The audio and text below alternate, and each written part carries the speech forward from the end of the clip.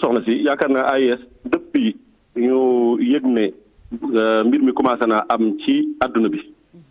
ñun lañ commencé woon ci sensibilisation ndax kuréel bu fekkee dafa boole murit xaadir tijaan laayeen ñëpp mu boole leen ñuy jëflante ak nit ñi bu ñu yëgee mbir war nañu teel a taxaw moo tax yàgg nañoo def sensibilisation ba semaine ba passé bi ñu dajale ministre de la santé wax nañ ko nekk ci mbir yi tamit saa su ne fan yëpp plateau yi ñu ngi ci nekk di sensibilisation léegi nag fi ñu toll actuellement nii ci mbir mi nga xam ne cas yi gën naa yokk tey ñu ngi ci 62. loolu dafa jaaxal ñëpp tiit ñëpp tiit te kuy jug war ngaa jug kuy fagaru war ngaa gën a dul li ngay fagaru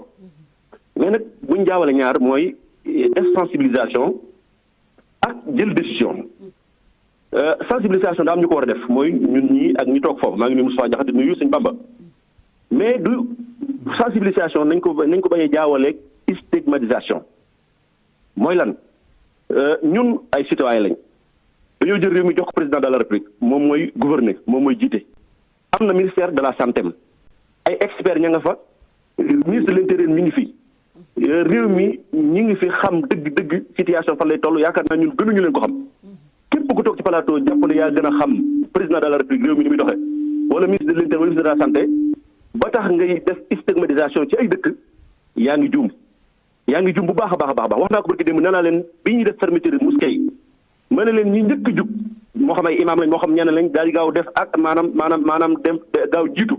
décision ci kilifa diine yi ak état bi tey yi def nañ ak pëccëxoo ndax buñ xoolee bàyyi xel ne réew mi lu fi mas am dañ koy waxtaanee suñ kilifa diine yii ku leen wormaalut ku leen gàcce ngalaamut ku leen maanaam jiitu te rafet la ñuy def yow dañuy jàpp ne bokk nga ñi nga xam ne ña nga yàq lu bare ndax biñ ne bërët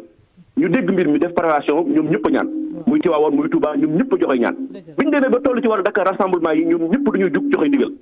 donc lan moo fi des problème jàkka yi problème jumaa yi te loolu damay wax ne yoonu président de la République jaaroon wallahi bu ñu ko jaaroon bañ a jël ay décisions yoo xam ne nañu koy jëlee ci ay nit wala boog ci télé bi wala ci rajo yi jàpp naa ne bu ñu ko defee tey jàkka yi yëpp di tëj ndax sëriñ si leen fi bàyyi mooy saytu maanaam diine ji ak wér-gu-yaram doomu aadama yi donc nag kon nañ bàyyi di sensibilisation ñëpp ko def Moussa Diakhaté war naa ko def waaye nag dal ci kaw ay nit ne sëriñ si nangam te sëriñ si bu dee joxe nañ bu dee sensibilisation ñu ngi koy def la ci des mooy aw waxtaan la loolu dañoo war cee ànd ak tey ànd ceeg dal bañ a def stigmatisation ci wàllu confinement ak faneen ndax nee naa le président la kenn gënu ko xam réew mi maanaam ministre de la santé kenn ko xam ndax xam nañ expert am nañ lépp du ñun ñooy taxaw di leen ko wax ñun li ñu war a def mooy nit ñi nañ moytu ko waaye am maa nag bëgg a taxaw ci xeefi nit ñi bëgg a taxaw ci bopp sëriñ si kenn ku ne ngay wax di leen kii loolu dañuy wax ne ñun en tant que AIS rafetuñu ko ndax ñun mbooleem sensibilisation ñooy njëkk jiitu ñëpp te ñu ngi koy def ba léegi fa may jeexale soxla si mooy askan nañ